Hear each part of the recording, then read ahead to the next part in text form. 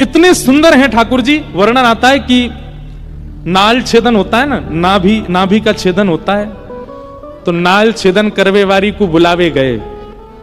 बोले भैया नंद जी के लाला भयो है, नाल छेदन करनो है। तो नाल छेदन करवे वारी बोली ऐसे ना जाऊंगी, मैं मोटी दक्षिणा लूंगी। नंद बाबा बोले कहा चाहिए तो बता दे।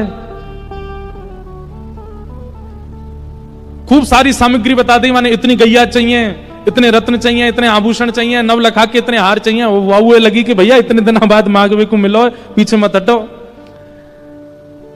नंद बाबा बोले तू जो कहेगी सब देंगे, तू चल एक बार वह बालक को नाल छेदन कर दे। महाराज इतनी अदा में अदब में पालकी मंगवाई, पालकी में बैठ करके जय घोष कराती, भाई कीर्तन मंडली आगे पीछे चलवाती, भाई जा रही है नाल छेदन करवे। क्योंकि वह पता चल गई है कि जरूरत है और ये कोई सामान्य नहीं है, ब्रज के राजा हैं, इनते तो जितना हो सके मांग लो।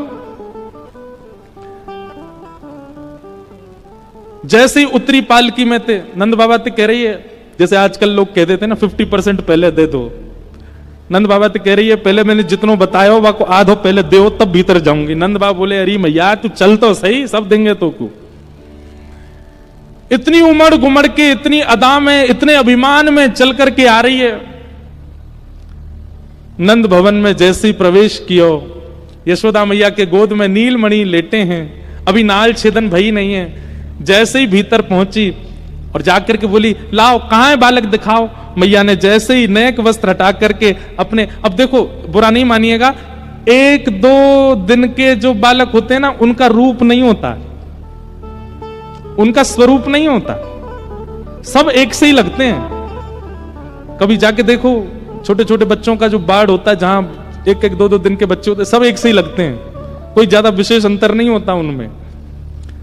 तो इतने छोटे बालक में रूप नहीं आता, वो सामान्य सा ही लगता है।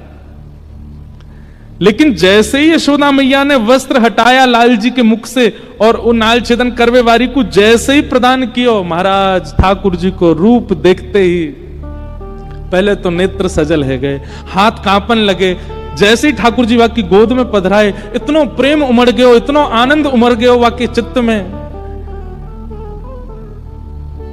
नेत्रन से अविरल अश्रुधार गिरने लगे। धीमे से नाल छेदन कियो और नाल छेदन करवे के बाद हृदय से लगा करके, या तो यशोदा जी को अवसर मिलो है या वह नाल छेदन वारी को अवसर मिलो।